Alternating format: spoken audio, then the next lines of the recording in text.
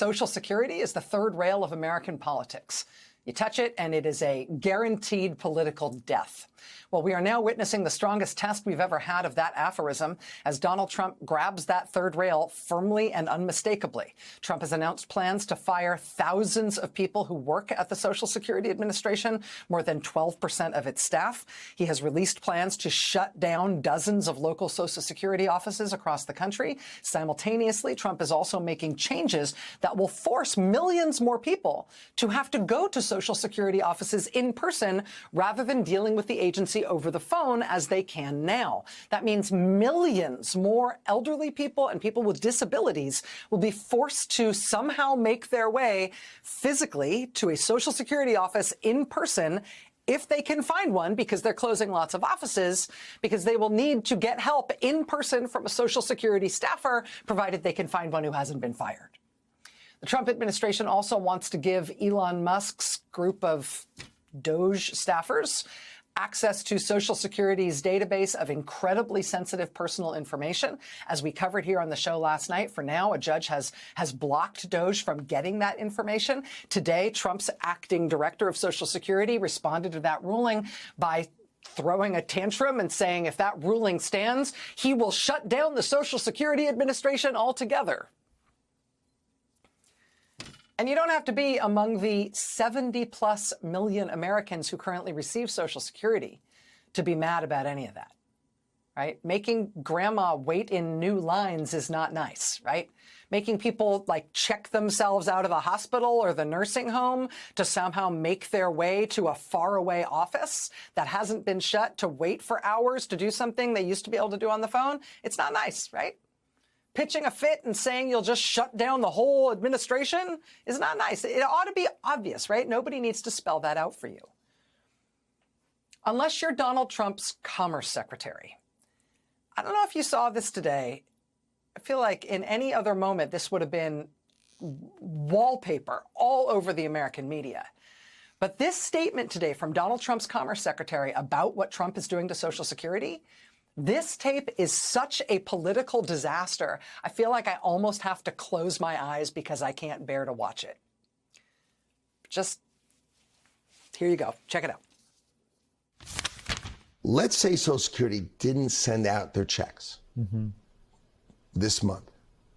My mother-in-law, who's 94, she wouldn't call and complain. She just wouldn't. She'd think something got messed up, and she'll get it next month. Yeah.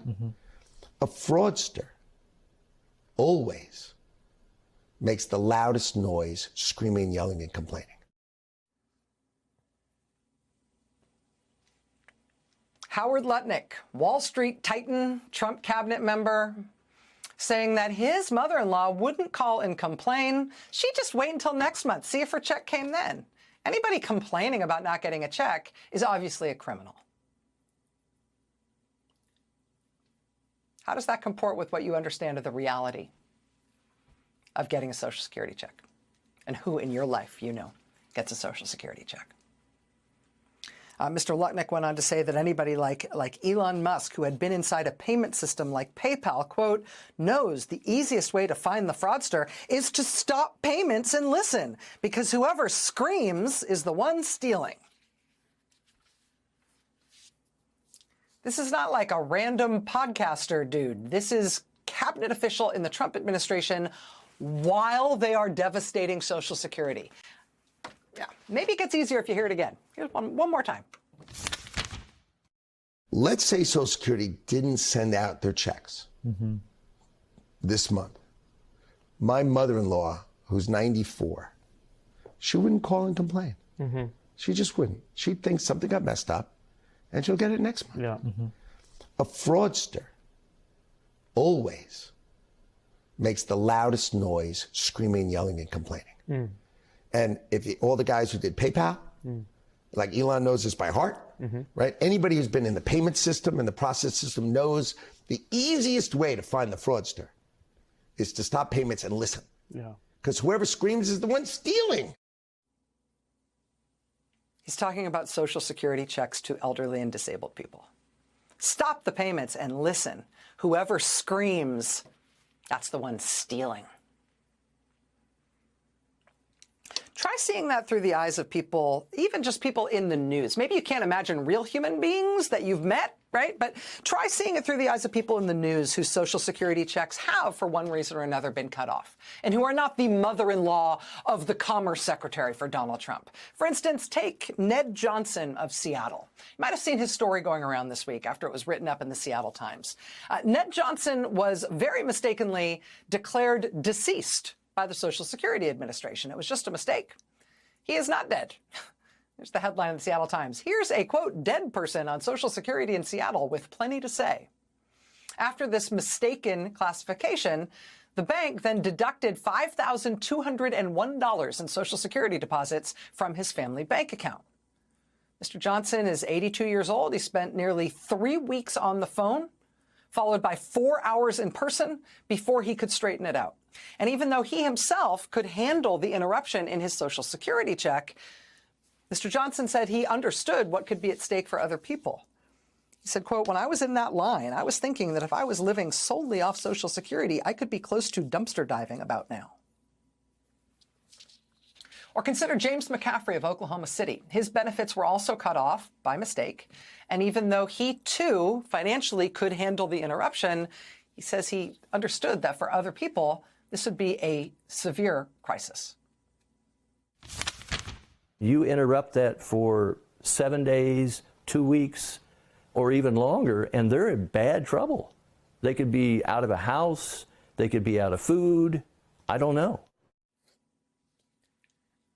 It ought to be obvious, right? The right way to approach the needs and expectations and earned income, of millions of retired and disabled people, right? They have good reason now to be worried about their checks, not least because, the administration is hacking away at government on a daily basis. No one should need to spell out for you, right, at least what you ought to say and not to say.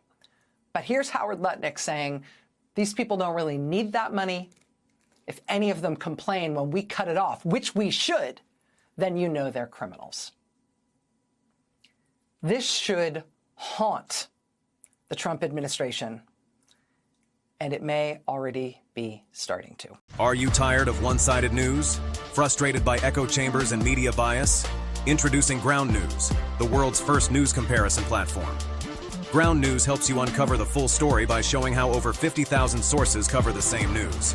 Swipe between headlines, see media ownership details, and escape the rabbit holes of biased algorithms. Join thousands who are taking control of their news experience.